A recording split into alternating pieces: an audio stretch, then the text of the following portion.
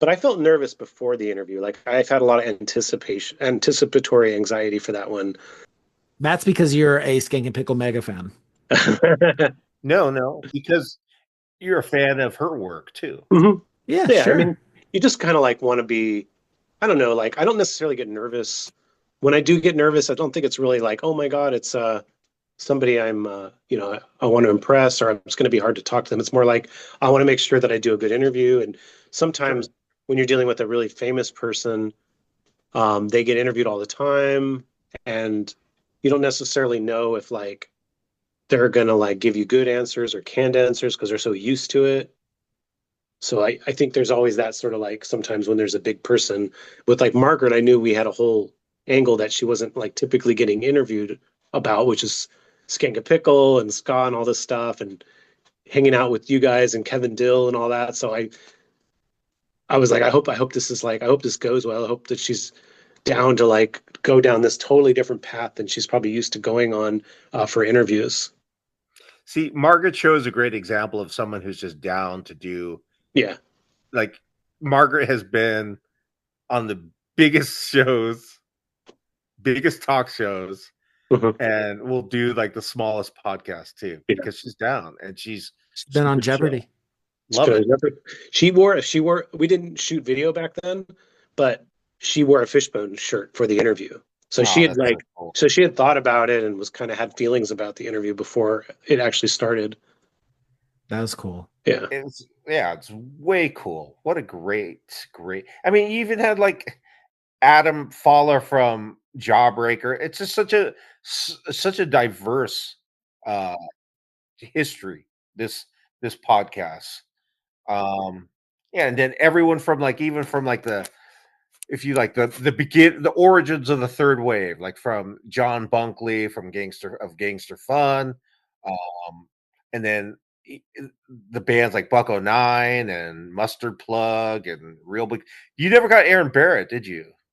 No, I interviewed him for my book, and I asked him a few times, he never responded, but then I would ask him questions like, "Oh, can I fact check this thing for my book?" And he would respond. So I'm not really sure if he just didn't want to Maybe not too interview. impressed. Yeah. Yeah, I was waiting like now that the podcast is over, this isn't going to happen. But I was thinking for a while, like, because it seems like Real Big Fish is like at some point is going to get back together. I hope so. And so I assumed that whenever that happened, he'd probably be down to do it. But, not I happening mean, now. like you had Ted Leo. I love that you had Ted Leo. Oh, he was great. He was a fun guest. Well, he has that the Where Are All the Rude Boys Ted Leo on. came on twice. He came on, he did a bonus episode about He's a homie. where we just talked about madness.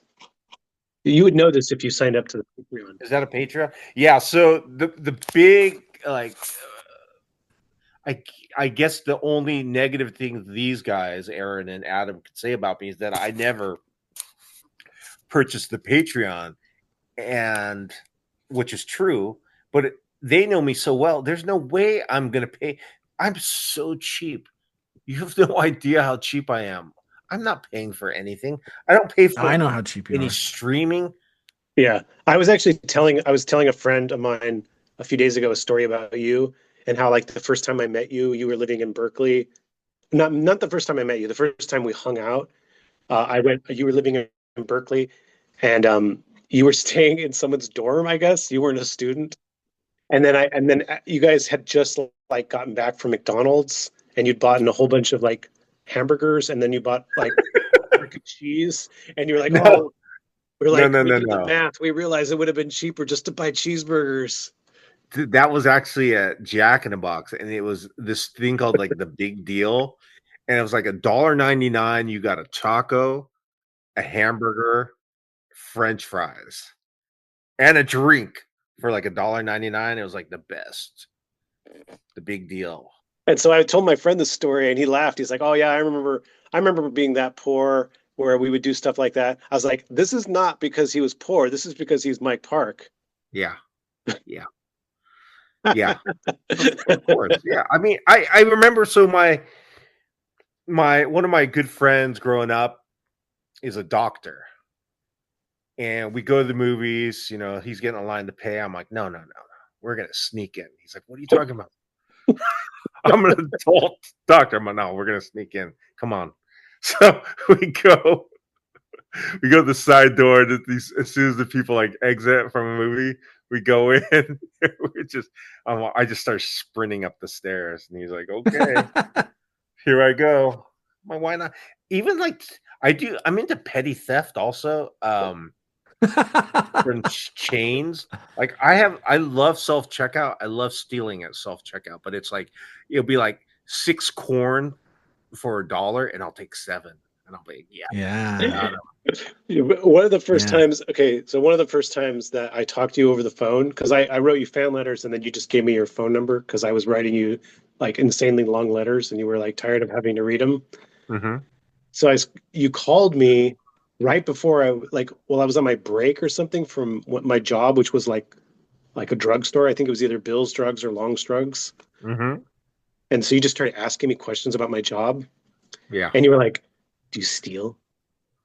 Yeah. Do you steal at work?" I'd like to know. I'd like to know if you steal. And then you were like encouraging me to steal. Wait, I want a little bit of Aaron lore really quick. Did you work at both Bill's and Long's Drugs? Yeah, I worked at Bill's and then And then it Bill's got bought out by Long's. Yeah. Oh, so Bill's became Long's. Yeah, so I have kind of a stretch of time where I worked for both, and I don't remember which is which in my memories. Oh, well, then it was both because it was the same building. It was the same building, yeah. And I worked with Mike Vianelli also. He worked there too. Yeah, and you hung up Flat Planet flyers in the window. Of course. At Bill's Drugs. And I remember walking in and being like, the hell? A flyer for a Flat Planet show with a picture of like classy trash on it? Yeah. Oh, hell yeah. Do you ever see those flyers, Mike, where we took the local Gilroy hair metal band Classy Trash flyers? No, were you stealing that idea from Skank and Pickle? Yeah, we stole that from Skank and Pickle because you did that. And so it was like Flat Planet, but it was Classy Trash photos. And then so like years later, I talked to somebody who was friends with that band. Were they pissed? And they were like, they told me that the band Classy Trash saw the flyers and got pissed. And we're like saying that they were going to sue us. Yeah. But that would have worked out well. I know. They should have sued. They should have. So our friend Ed, he said, I asked him what he wanted to know, and he said, you need to get Mike to sign up to the Patreon before the show ends. You want to sign up, Mike? Aaron's going to keep the Patreon going. He'll give you updates on his writing, and maybe he'll even send you pictures of me. I think I'm going to do it. It's one story. This has nothing to do with In Defense of Ska. I'm just we're talking about frugality, stealing, petty theft, etc. I worked at a restaurant called the Velvet Turtle. It was supposed to be like fine dining, like French American. Stuff like beef Wellington and escargot.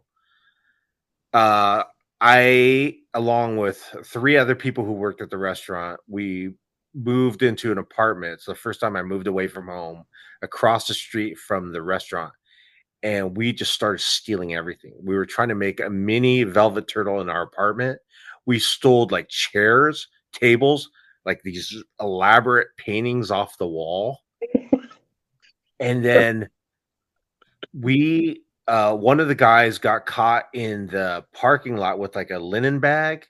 Mm-hmm. And like the head waiter's like, hey, the guy's name was Matt. Hey, can you come over here? He's like, what's in the bag? And he's like, oh, it's just my laundry. But it was like, like milk and cheese and bread and stuff. And then he came home and we were all there, and he's like, told us what happened. And then right when he got there, the phone rang, and it was the manager. And the manager's like, hey, can you come back? And so he came back. He's like, hey, what's going on? He's like, it's my laundry. So they couldn't prove anything that we were stealing.